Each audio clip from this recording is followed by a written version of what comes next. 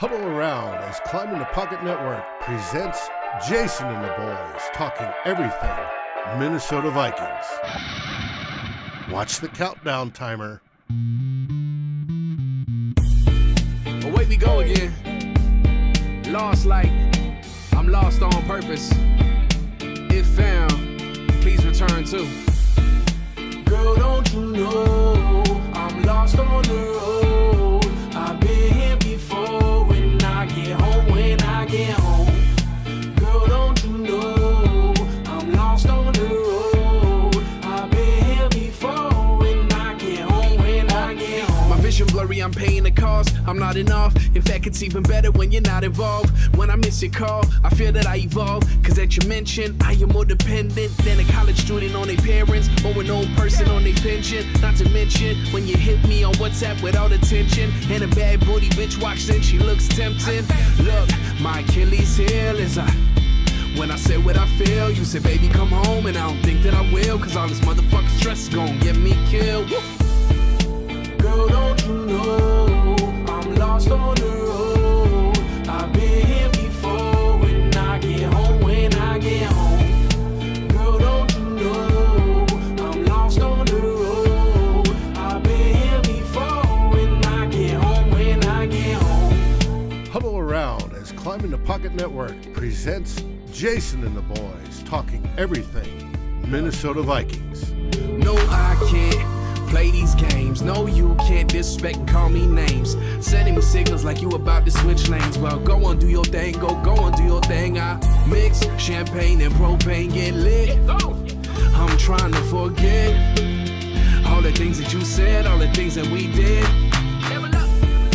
Girl, don't you know I'm lost on the road? I've been here before. When I get home, girl, don't you know I'm lost on the road? I've been here before. When I get home,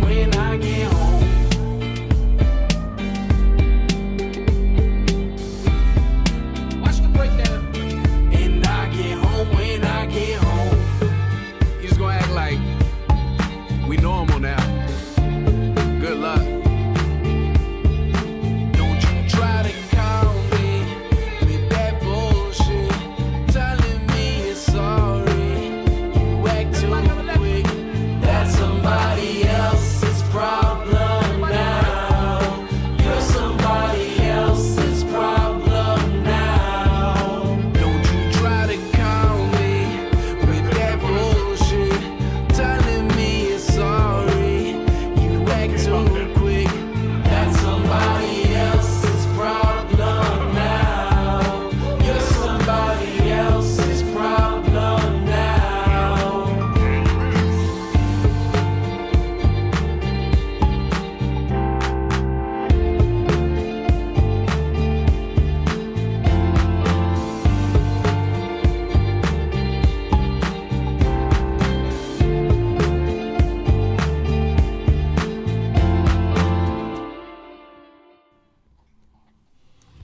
It's all yours, Jayson. Made it? Oh boy, we made it. We got a frozen flip. Nick is late, but we're going to do this thing. We're going to keep it moving. And we're back with the man, the myth, the hardest working man.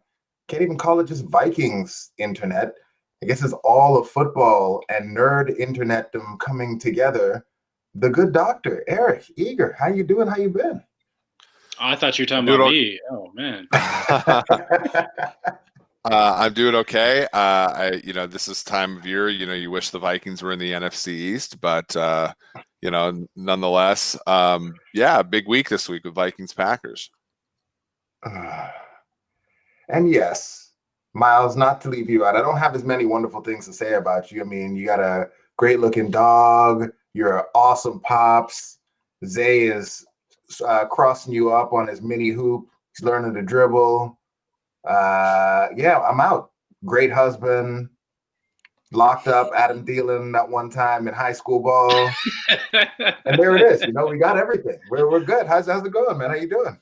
Hey, you hit it all. At least one of us isn't going to get traded, right? No. No, things are good. Appreciate the shout out. I do have a great family. You do. And last, but certainly not least, the man, the myth, the legend, Flip out here putting in work, got the Woodford, and he's ready to fire off some takes. So let's do it. Let's not waste any time. Eric is a busy man, a lot of podcasts, a lot of appearances. We got to talk about that intro music, man. That was some new. Did I miss? I got disconnected. Did I miss Myles doing the gritty, man? We had Eric doing the gritty. You know, he was playing Adam Thielen while you were gone. I'm sorry, I missed that. All right, well, let's hop into it, man, because it feels like a lot of the talk about the Vikings of late has really been really forward-looking, and not forward into the rest of the season, but forward into the future, because Vikings fans are fed up with what's going on. And when you're fed up, you know, the NFL sells you that hope that the draft is around the corner and you'll have a perfect draft, fix your team, be in contention next year. Before we start doing all that, I wanted to kind of level set and get Eric to give us the state of the Vikings right now. Like, how bad are they? Because Nick's not here, and maybe he'll be joining us in a bit, and so he can maybe defend those takes when he comes in. But you have Nick and others pointing out that, you know, the Vikings offensively, when you look at PFF grades, are grading out somewhat okay. They look like a decent offense. And we always talk about offense being more important when building a team than the defense. And so, Eric, I just wanted you to help me understand, like, I guess starting on the offense, we know the defense is trash, but in totality, what is this team right now? Like, as you look at the Vikings, what are they? And, like, where are we good? And who is worth keeping around as trade rumors swirl? Well, they're not like they're a bottom third of the league team, but I don't think I think a lot of that has to do with they're not a team that if you restarted the season and did a few things differently, couldn't be in the top half of the league. You know what I mean? Like Kirk Cousins is playing fine there are a number of things that Kirk Cousins is doing well. It's just he's the wrong quarterback for this team. Justin Jefferson is a terrific prospect, but he's being asked to probably do too much if you want the Vikings to make the playoffs. Adam Thielen's, I think, a great number 2, and eventually, hopefully that's his role with the Vikings after Jefferson emerges. Irv Smith is a good piece. Dalvin Cook obviously is a good piece. They just are too fragile right now. Their offensive line, there's always been a situation where that offensive line could be okay. We saw it last year. We saw it 2017. Those lines weren't any more or less talented than the one the Vikings currently have. But their schedule was tough with interior linemen early on. And they had injuries and those things snowballed. And then you look at the defensive side of the ball and, if you got Jalen Johnson, his rookie year instead of Cameron Dantzler's rookie year, if you would have gotten, let's say Christian Fulton's rookie year and not Jeff Gladney's rookie year, then things could have worked out defensively. If Donnell Hunter doesn't, need to sit out the season with a twinge in his neck, then maybe they're different up front. Maybe they can convince, maybe Michael Pierce doesn't have to sit out, this year. Maybe things are different. There's a number of things where I don't think they're not the Jets. There was a path to success this year. It just wasn't that likely, and they needed a lot of things to go right. And, a few of the things went wrong, and it snowballed on the Vikings. But you look at, Tennessee's 5-1, and the Vikings took them down to the wire. Seattle's, I believe, 5-1, and they took them down to the wire. And they've had some poor performances as well, but this isn't an irredeemable team. This is just an irredeemable season, unfortunately. And they just unfortunately played good teams. Right. Yeah. So I guess, Eric, to follow up on that. So it's not an irredeemable team. So what should we do? Because most of us right now, if you go on, like most of the things we're talking about the draft. Vikings fans are caught up on every rumor there is out there. I think the latest thing is Harrison Smith unfollowed the team. Wait a minute, he was never on social to begin with, so he was never following them. Now maybe Adam Thielen's being traded. Myles is out here trading Kyle Rudolph and Riley Reif. Like, is this actually what we should be doing with this team, given that they're not an irredeemable team, as you said. This season is just lost. Like, how should we actually move forward with things? Well, that's the hard part is like, do you want to make this bet? Like, what do you have to do to make sure that this isn't the bet you're making every year? And I think that's really the fundamental issue with the Vikings is that 2017 was a magical year. I think we all had fun watching it, but it was one of those things where were we really sure that that was a sustainable way of winning? I mean, all 11 starters on defense in week 1 started the NFC Championship game. That's pretty unlikely, right? And the Jaguars actually had the exact same statistic and have fallen off defensively even more than Minnesota has. And, you know, so my issue is I think you have to look at this thing differently. The Vikings for years have been a team that has essentially approached the casino with the goal of making a bunch of small bets and parlaying them together, when winning in football is about making one gigantic bet on the quarterback. And unfortunately, like, that requires, I think, a change in orientation in terms of the way people think about the Vikings. And it takes, you know, probably a wholesale change in the sense that, you know, they're going to struggle against the cap. They're going to, you know, there are things. Harrison Smith is probably not going to be good by the time the Vikings are good. Riley Reif's probably not going to be good by the time the Vikings are good. So that's really the issue. I think there just needs to be an overhaul of the way that the Vikings think about things, but there are pieces that are going to be good the next time the Vikings are going to be good, and I think they have to sort of lean into those. Justin Jefferson mainly being the I think the biggest example of one. All right, so Flip, we just had, you know, a viewer tell us that, you know, they use the phrase that I see a lot, soft rebuild is what's in order. I guess, Flip, help me out. What do you think about this idea of a rebuild on the fly, or a soft rebuild, or just kind of not stripping it down to the studs as people are talking about, but trying to retool the team as we go with some of the key pieces that Eric just mentioned? Yeah, I think Eric really, I mean, that was the most optimistic. Of course, once we start sucking, Eric gets all optimistic on us. You know, for me, the rebuild, the term rebuild does not mean tear it down to the studs. It means that something similar to what the Vikings did in 2014, where they rebuilt the defense around some key veterans. They reinvigorated the offense again around guys like Kyle Rudolph, like some key guys, Adam Thielen on that side of the ball. So we can rebuild without just stripping every single piece, every single veteran off of the offense. The issue I have is there's no big plan. I mean, and they're making moves without a plan. And this Yannick Ngakoue trade is the latest one. I don't want to get too far into it right now, but when Eric says something like, hey, it's not a bad team, but it's a bad season. Well, if you're trading away a guy like Yannick, it proves that you're looking at the past 4 weeks and you're not looking forward as much as you should be to the next 3 years. So we need to see Rick Spielman and Mike Zimmer choose a direction and stick to it no matter which way they want to go. But Flip, don't you think the Yannick trade was about the future in that the initial trade for Yannick Ngakoue was just ill-advised, right? Unless they were just going to let him go because after the season, because I disagree. Think about this. Hunter is grossly underpaid for the player he is.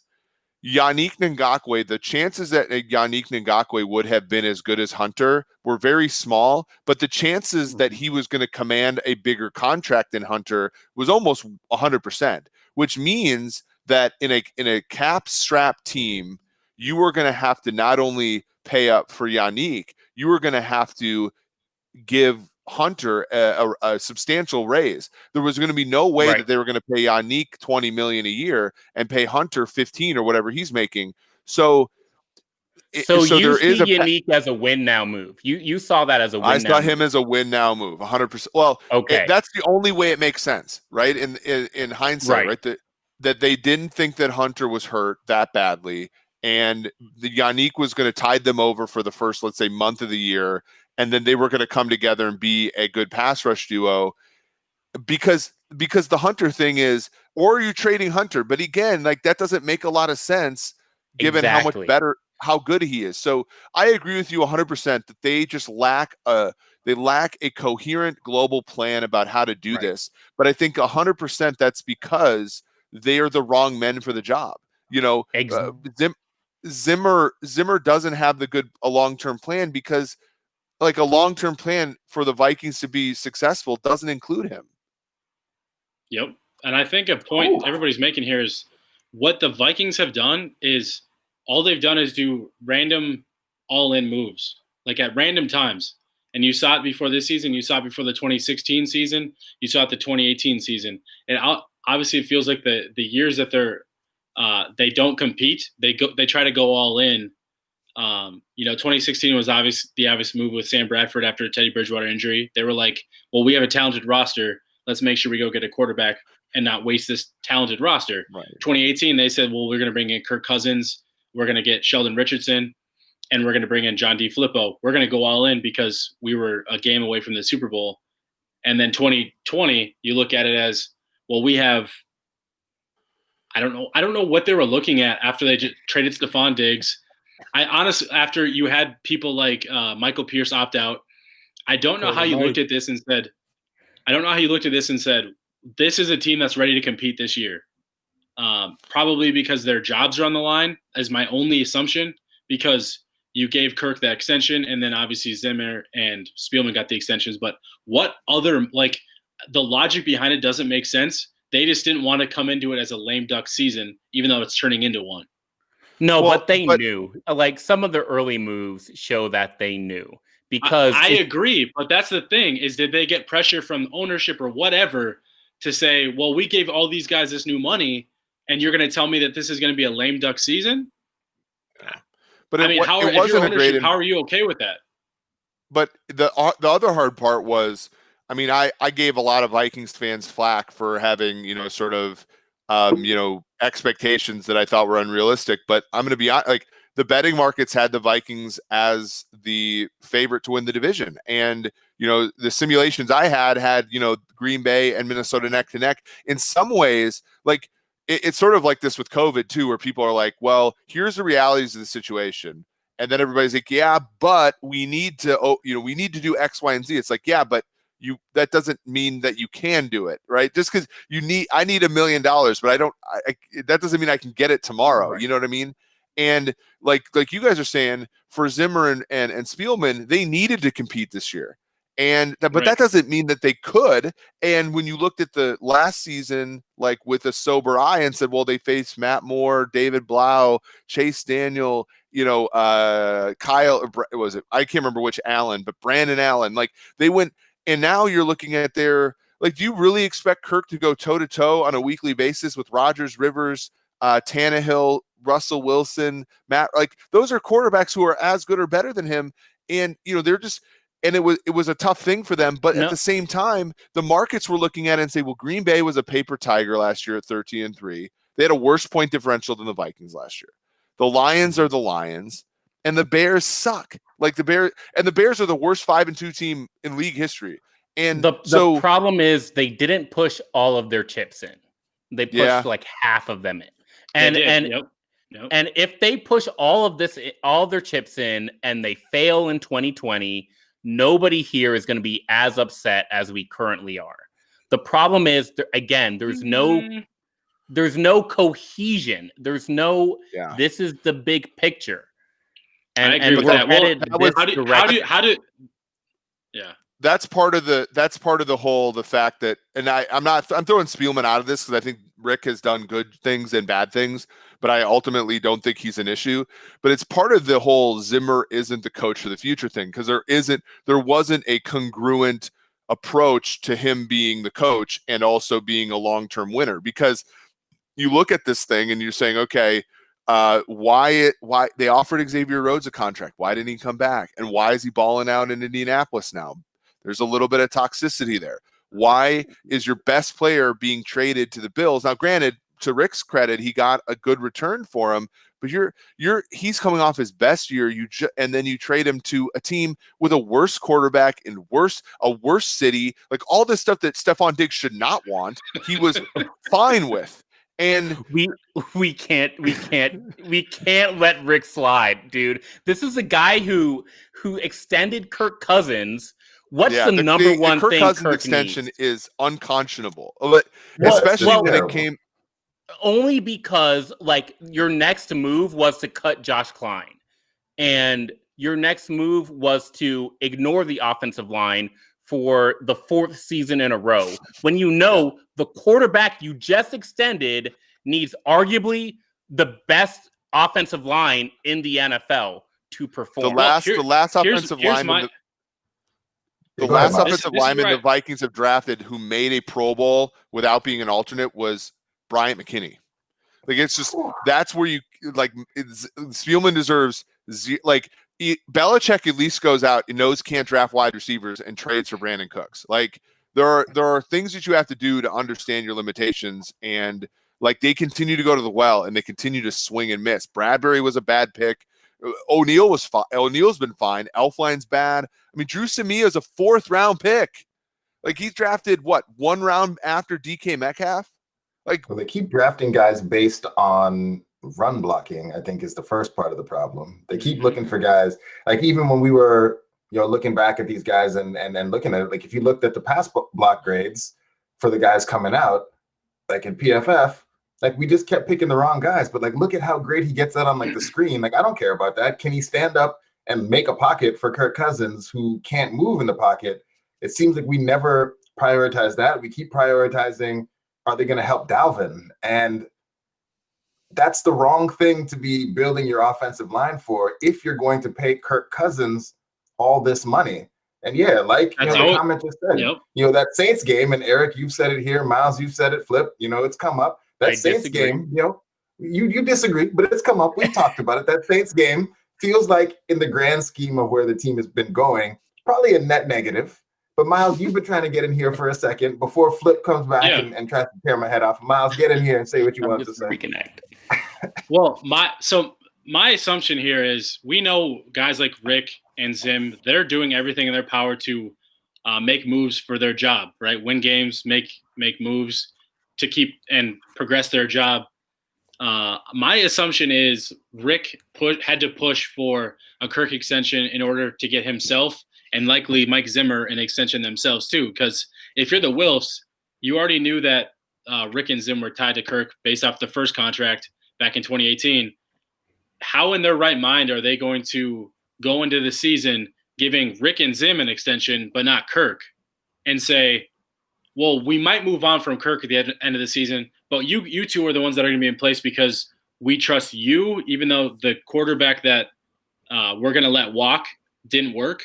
We have trust that you'll find the new one. So that's, in my opinion, a part of why Rick pushed for an extension for Kirk was it helped himself get a new extension and Zim get a new extension because they're all tied to Kirk. I mean, yeah. So Myles, you've had some takes, some things that you've thrown out there. I mentioned a couple of them in terms of players you think should be gone. So I want you to kind of refresh our memory. Let us know what you've been thinking. And then I want Flip to hop in and kind of give his thoughts on why maybe we don't want this and tell me why they shouldn't. The ones making any of those decisions. And let's talk about it. Well, so I'll start with the idea that what Flip's going to tell me is letting them letting Spielman make the decisions on who comes and goes moving forward. Well, the whole idea is if you don't view these guys as future guys, you like Eric touched on before, they're cap strapped heading into next season. I think they're still over the amount of allotted cap space that's expected to be allotted in 2021. They are still considered over the cap, I think.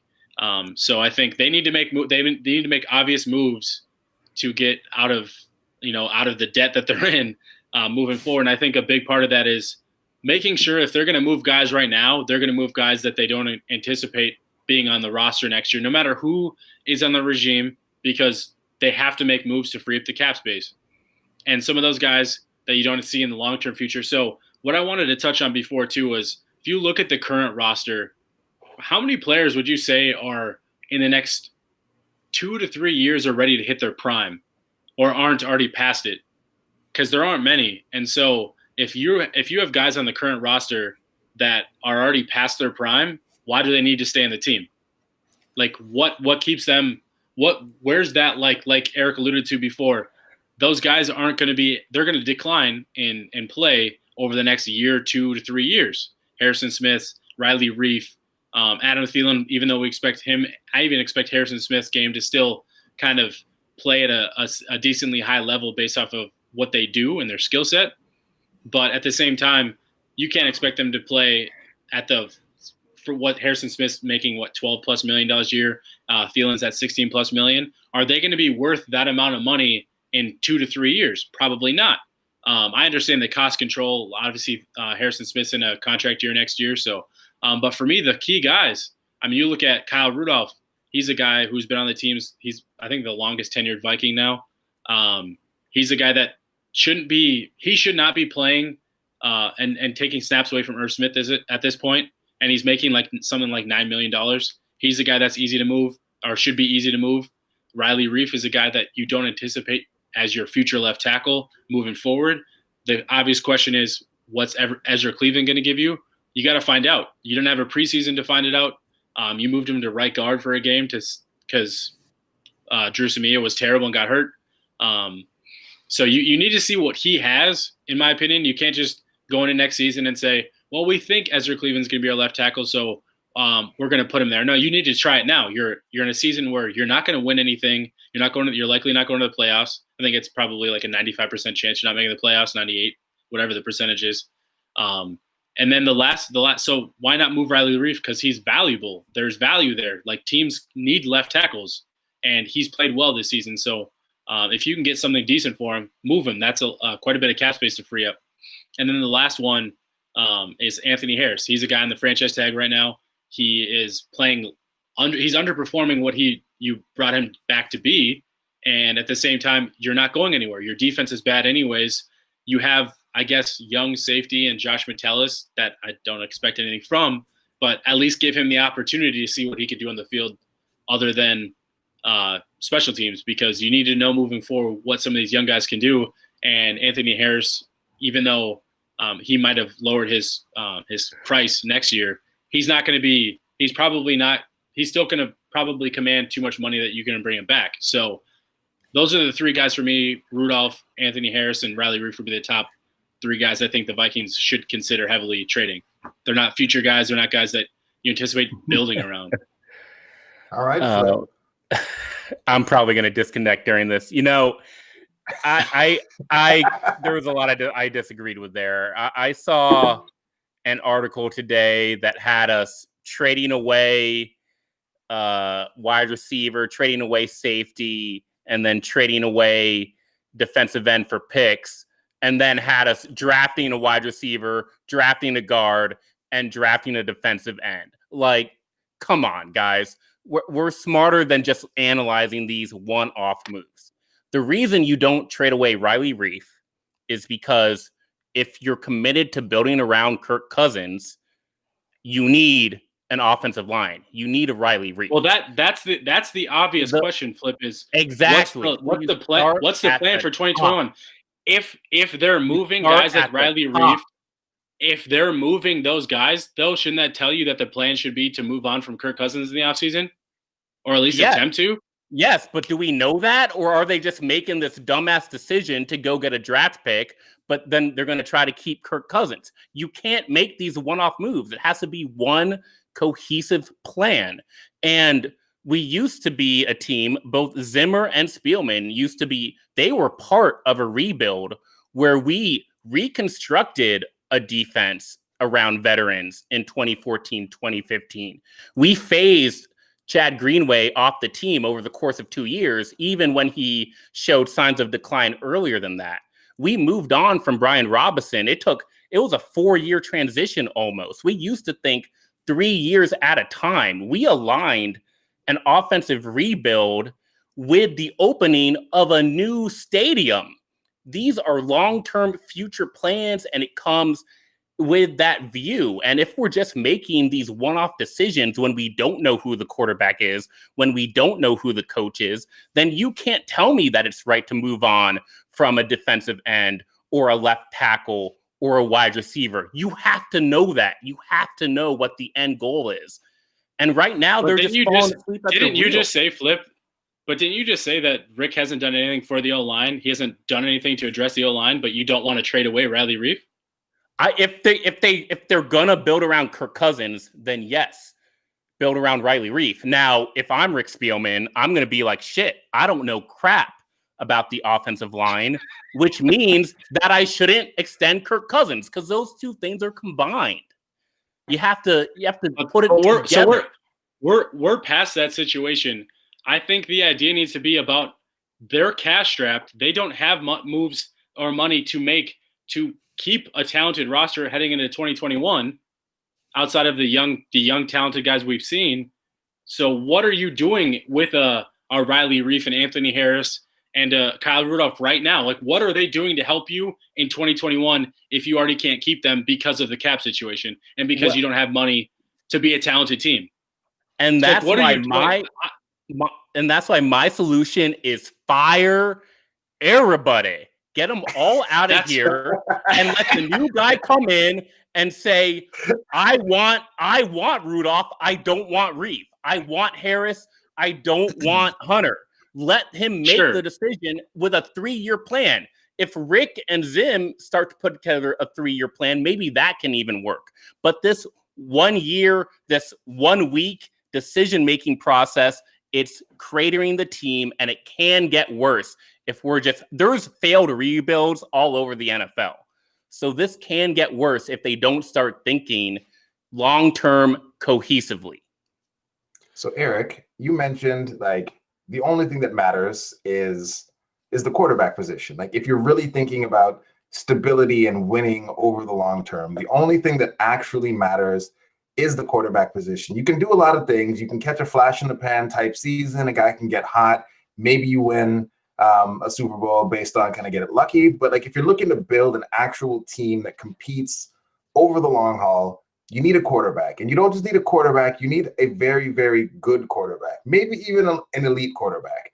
And I feel like even Kirk's family at this point is in agreement. Kirk actually agrees. I mean, he says he calls himself a 500 quarterback. He knows he's not an elite guy. Everyone knows Kirk Cousins is an elite guy. And most everyone before Kirk got here said that paying Kirk Cousins a bunch of money was not a good decision. I mean, it's such a bad decision. Not even Washington would make that decision, which really, really, as a Vikings fan, hurts me. Washington traded their best defensive player and a 3rd-round pick so that they could pay Alex Smith $90 million. Yeah, and not pay Kirk Cousins. Yeah, so as we move forward, like if we're thinking about like rebuild with this team, what we should be doing, I guess help me understand how we should really look to address the quarterback position, because Nick has mentioned a couple of times, and I know it's, it gets people fired up when he says it, but he says, and he's statistically, if you're going with the averages, he's not wrong that you're not likely to get a quarterback who's better than Kirk Cousins if you go and you draft a quarterback to replace Kirk Cousins. Eric, help me understand why we should do that anyway. Well, because Kirk has never been a quarterback of a bad team. So we don't know. I mean, the time that we have as Kirk on a bad team is 2014, and he was garbage. He got benched for Colt McCoy after he took over for RG3. Most of the time in Washington, there was enough around him to have him play 8-8 football and be competitive more often. He's never been asked to elevate an entire team. And I agree with Nick. When you look at the numbers, like Kirk puts the right inputs right inputs into all the variables. The problem is that there are, and I hate to say this, but there are certain aspects of that type of quarterback play that you can't win with. It's Jimmy Garoppolo in San Francisco, right? Like we're already seeing San Francisco's in last place in their division, and they're winning, they won more than they lost despite their quarterback and just a few perturbations to the system, namely the defense dealing with a lot of injuries. and the other teams in their division playing well, they're not a Super Bowl contender this year. And like that's kind of like the ceiling for Kirk was what San Francisco was last year. And if you're the Vikings, do you really want to make that bet? Do you really want to, think about what had to happen for San Francisco to compete last year? Their quarterback had to get hurt. They had to get a number 2 pick. They had to, get a Nick Bosa. They had to get Sherman's best year of his career in his 30s. And they had to have 2 really good play callers. And all of that stuff, like you really want to say, okay, I'm going to put all my chips into the Kirk basket. And I also need all these other things to work out just for him to sort of just barely get me over the hump of being a good team. Whereas you can say, okay, look, I'm going to take a bunch of swings at this quarterback position. And let's think about the outcomes. One outcome is that the guy's Mahomes and nothing matters and you're good for a long time. That's not likely, but it's one of those. The other one is the guy's Kirk Cousins, but you know what? He's making a third of what Kirk Cousins is making. And I don't need to be perfect everywhere else on the team because I have the money now to overcome Kirk's Kirkness, right? And the third one is he's Sam Darnold on a bad team. But I'll take those odds because that was what was really the allure of Kirk Cousins was in a team that was good, he fit in nicely and kept them good. But with the money that he's making, there's never the guarantee that you're going to be that good for that long. Like things erode, right? You lose Rhodes, you lose Alexander, you lose Waynes, you lose Everson Griffin. And now not only are you paying a huge money line for Kirk, you're also praying that all these long shots happen. And when you go into it with a young quarterback at key positions too, not just random. Yeah. Mm-hmm. Yeah. Look at the pairs in this league, right? So Myles Garrett makes a ton of money. Why can he make a ton of money? Because he's paired with Baker Mayfield, who plays another primary position that doesn't make a ton of money. Joey Bosa in LA makes a ton of money. Why? Well, he's paired with Justin Herbert / Tyrod Taylor, who don't make a lot. You need your premium positions to be paired in that way. Yeah. San Francisco's the same. Bosa's cheap, Garoppolo's expensive. Like with the Vikings, it's like, well, actually, like they, now you're going to have to get a new edge player. Well, okay, we have to draft those guys pretty high. Do you really want to pair the 15th overall pick edge player with Kirk? No, what you want to do is pair Danielle Hunter with the 2nd overall pick quarterback is what you want to do. And like, to me, that's really where the Vikings come up short. I think Kirk's a fine quarterback at the right price on the right team. And the problem is he's not being paid the right price, and he's certainly not on the right team. So my question is he really, was he really ever, my whole thing is he came to a really talented roster. And I understand the coaching situation that came in 2018. I understand some of those things. Even when he was on the most talented roster he's been on in his career, even last year, they were a talented team. Things still had to go perfect for him to go 10-6. Yeah. And I know if Kirk had played against the Bears, they'd probably go 11-5. Fine. They're still in the same situation. They're a 6 seed going to New Orleans, so that doesn't matter. Like, you can give me all the hell you want.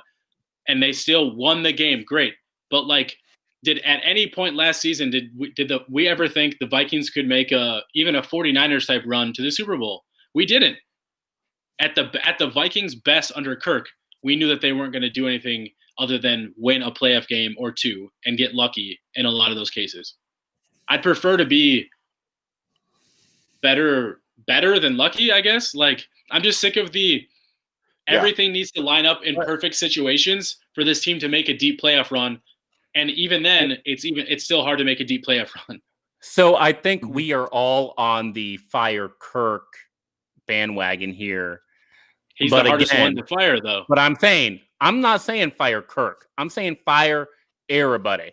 Because if we're going to go with a new quarterback, then I just don't want a new quarterback with a crap roster. I want a new quarterback and a coach and GM who are going to build to suit that quarterback, just like they do in Baltimore, just like they do in Kansas City.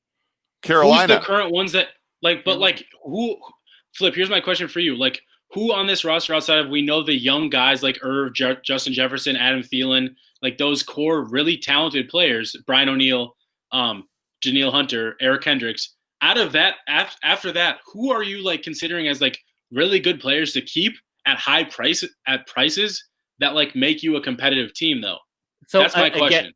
No, but my answer is I don't know, because I don't know which quarterback they're going to want or which quarterback they're going to get. And by waiting to get a new GM, a new coach who say, we're going to go get Trey Lance, we're going to go get Justin Fields, then you start to make those decisions.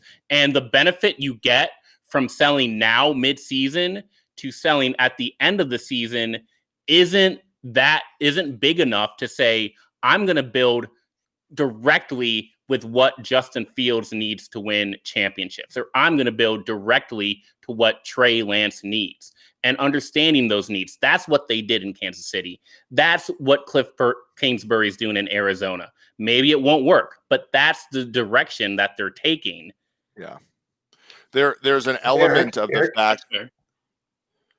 I was just going to ask you, because another thing that just came up for me there is, and I know that you've been kind of pulling them and occasionally kind of, dropping teases here on the timeline, but just from a play calling standpoint right now, like who are the people that are out there that are interesting that maybe we should have our eyes on as Vikings fans? If we are, as Flip says, firing everybody, who are the play callers that are the ones we would want to take over for our Vikings, who are putting their quarterbacks in situations to be successful, that, if we were going to have that bridge year type situation and bring in a young guy, like who are the people putting their offensive players in the best situation to be successful? Because I think we're all in agreement that we don't need another defensive coach, because if you're good, then your OC is gone and you're installing a new system every other year. We want that continuity. We want the offensive coach paired up with the quarterback. Who are the guys we should be looking at right now? Here are the top 13 offensive play callers in my metric. Joe Brady, which I think is a pretty obvious one. Chan Gailey, Dolphins, Fitzpatrick.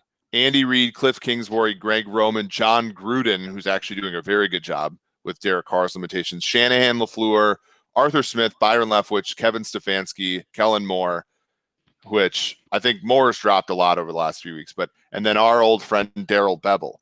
I think the philosophy that it always has to, you look at all these guys, what's the number one thing? They all get more out of their quarterback than what they're given, right? Brady has Bridgewater, who we all love, who I think is playing tremendous football, best football of his career. Gailey has Fitzpatrick. They're in the playoff hunt in the AFC. Reid has Mahomes, who, is an amazing quarterback. Kingsbury as well. Roman's doing things with Josh Allen that no one thought was possible, et cetera, et cetera. That has to be the mindset of the next coach. The mindset of Mike Zimmer is, look, you're a necessary evil, and you just need to get the fuck out of my way and let me coach defense. And to me, that's not the way to handle a quarterback. And to me, that's why I don't think he's a long-term, as good as he's been. And he'll go down. What is he, like the third winningest coach in Vikings history? Like behind Grant and Green? Like he'll be good. Like I don't view his time in Minnesota as particularly bad. I think his time is up. Is that? Am I hearing a Nick Olson in the background?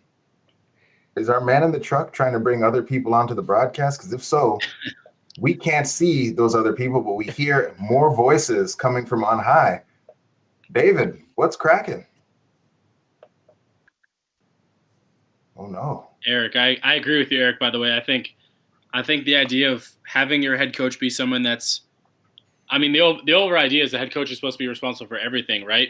Rather than one side or the other. But at the end of the day, if it's going to be responsible for one, let me have the head coach be responsible for the offense, because at least then the head coach, if you have a promising young offensive coordinator, they get plucked, you at least keep your infrastructure in place on offense. And I think that's an important piece that we continue to miss, is the Vikings have been through so many OCs.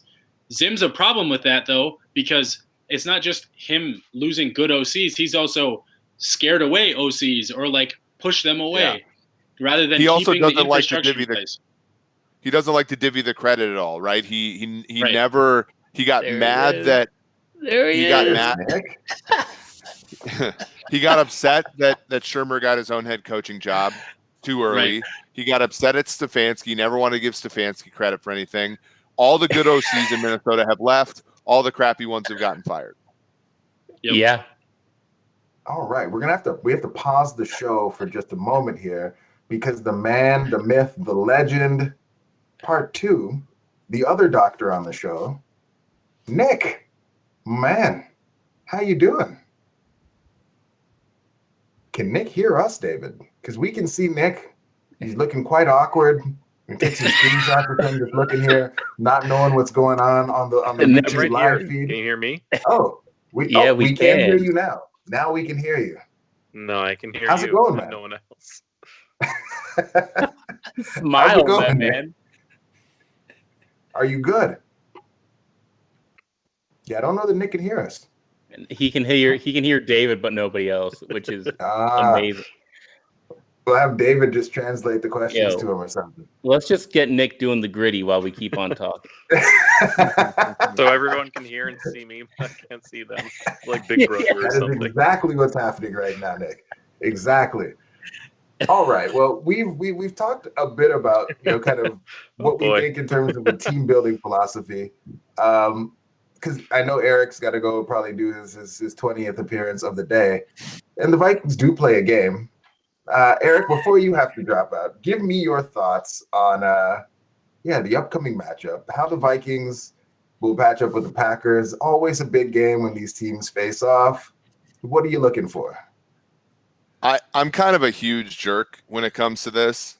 I have DM threads with some of my friends. There was one that I sent to a particular media member, and I quote, the Vikingest thing for them to do is to melt down against the Falcons and then to give the Packers a game. I feel like they're going to give the Packers a game. Like they're 6.5-point dogs. The betting markets have loved the Vikings this week. They opened as 7-point dogs. Green Bay's banged up. Minnesota's coming off of a bye. I may or may not have the Vikings this week, and I almost never have the Vikings, which is weird. Against the spread. Against the spread. Like I almost never. Okay. I think I had them against Dallas last year, and that was fun. And obviously, but I think they match up okay here. The Packers are, I think, a little bit of a, they're, I don't know though. Part of me though is like, who's going to get pressure on the quarterback? So it's a tough one. I think Kirk. It all comes down to Kirk. I think if Kirk plays well the whole game, they'll be in it the whole time. If Kirk plays poorly and it depends upon their defense, then unless they come out with like a Seattle-like game plan that puts a lot of pressure on Rodgers via the blitz and they double team Devontae Adams, like it's going to be tough for their defense, just like it was week 1. But I think they battle here. I don't think they quit on Zimmer. I don't think that they lay down here. This isn't the game that gets Zimmer fired. The game that gets Zimmer fired is when they go home and lose to the Lions. Like that's like, but this game, I think they'll play hard. 1 week later. Right. That's what I'm saying. Right, like, yeah. Let's try it again. Nicholas, can you hear us? Nope, I guess not. So David, you make the call, but Nick definitely can't hear a word we're saying. So unless you want to ask Nick his thoughts on the Packers game and what he thinks is how this thing is going to go down, maybe we can try that. Get some thought from Nick, or are we just going to wrap this thing up with the originals who can actually talk to each other? Oh man, it's going to be a bloodbath. Is what I think. There we go. So we got good, Nick. and the Vikings corners are struggling so much.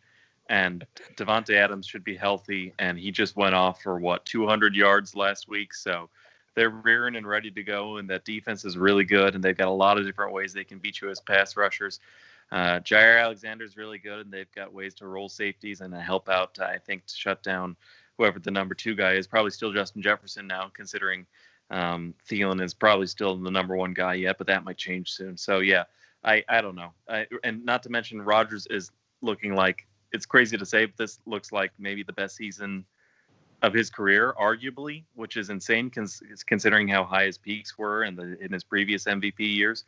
So, they should be heavily favored, and it doesn't help that it's in Green Bay. So, I mean, I don't know. Anything can happen in football. I wouldn't like completely count the team out, and I would, as much as I would love to see the Vikings like sort of tank just enough to get their next franchise quarterback. I think it's going to be a rough going. So, I think the Packers are favored heavily in the betting markets. I think they should be favored very heavily. So, it will probably be a pretty painful game to watch.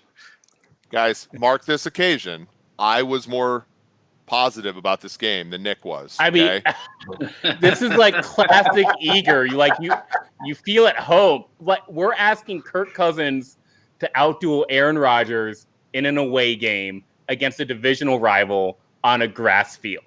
a good divisional rival too, like a talented team. Yeah, Mike Zimmer's about to lose 4 divisional games in a row, and people still want to keep him. That's wild. But they were to me. But here's the thought, though. I mean, they were competitive against Seattle. How much better is Green Bay than Seattle? But like they're competitive, great. But my whole thing is they're not winning these games. It was like 400 yards rushing. I'm thinking about that. And that third quarter was garbage. Do they lose by 6 or less? The way Seattle wanted to run their offense, though, allowed Zim to scheme up a masterful plan to shut that down, because they like to just go deep. And I think that Zimmer was able to just kind of out scheme their offensive coordinator in that game. I think that in this situation, I don't know. I feel like Russell Wilson will run himself into some sacks a little bit more frequently than Aaron Rodgers will.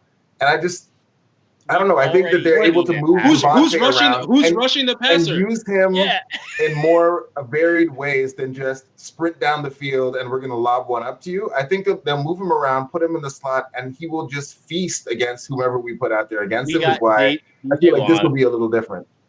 Okay. DJ I mean, I would come back with look how the Seattle has 2 really good wide receivers and the Packers have 1.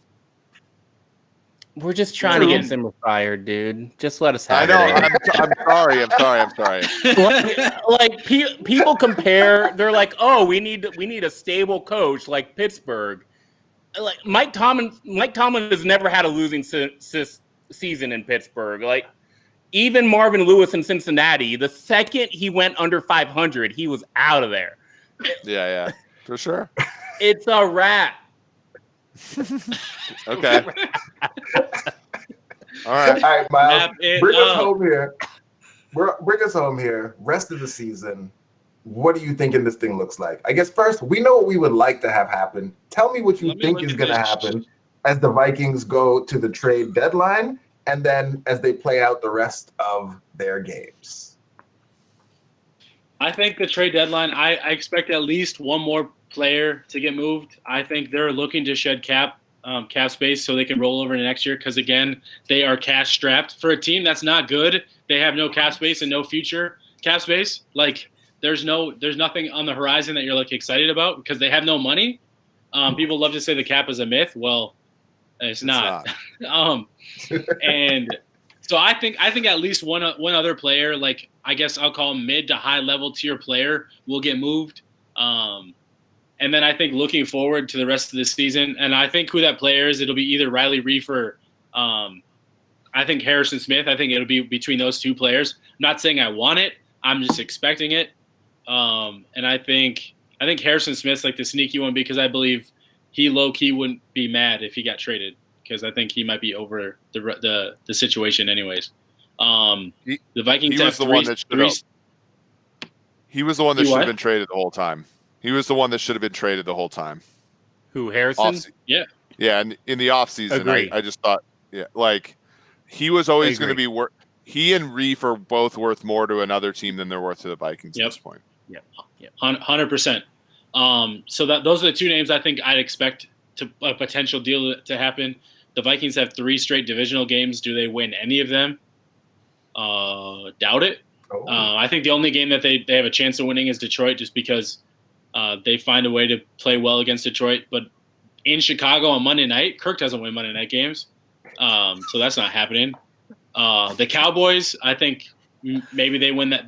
They probably win that game, because out of all the teams that are worse than the Vikings, the Cowboys are legitimately worse than the Vikings, and it's not close. which is crazy to think. Is there a After trade that- deadline for coaches?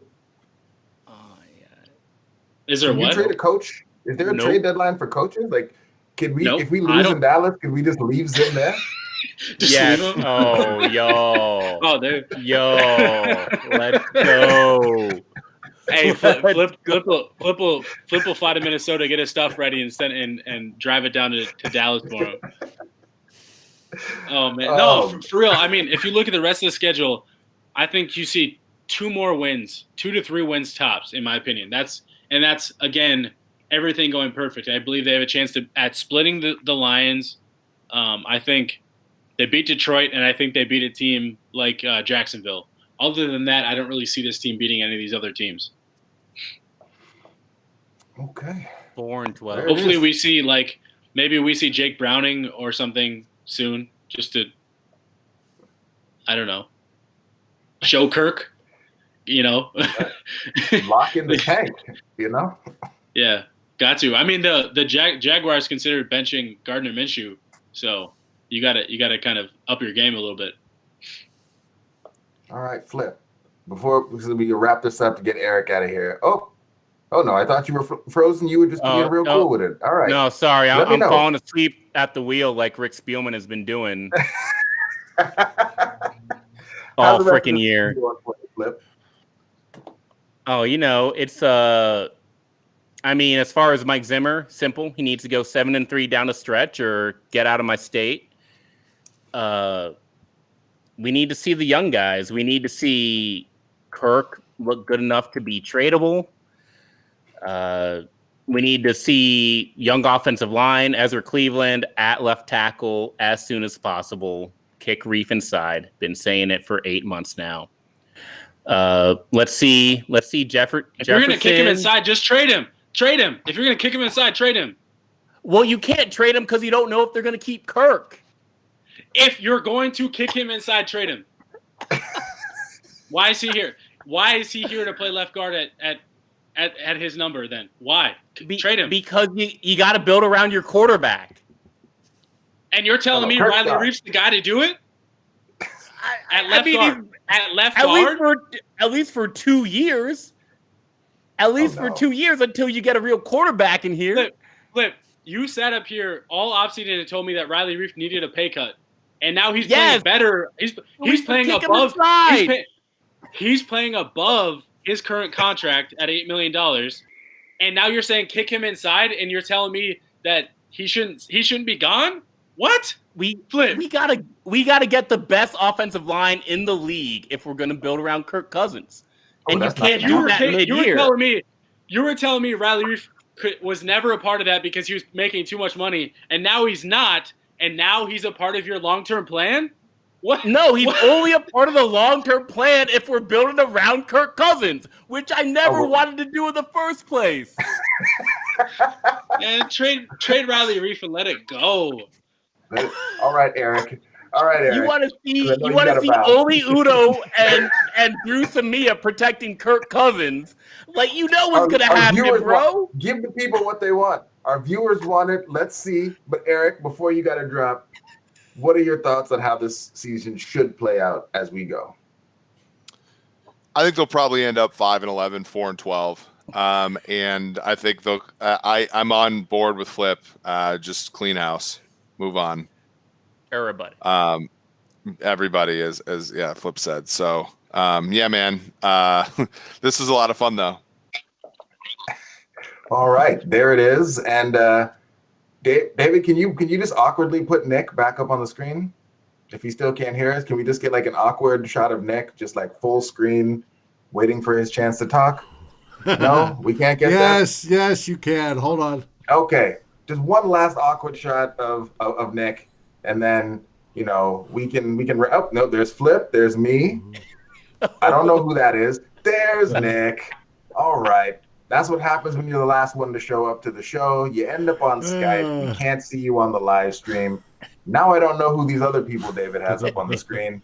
And so I think that's the time. I can hear everyone. Hit the horn. Hit the yellow horn. Hit the horns. Hit the gallow horn. Gentlemen, thanks for coming on. Listeners, viewers, thanks for sticking with us. And that's it. We'll be back to talk to you again next week. Have a good one.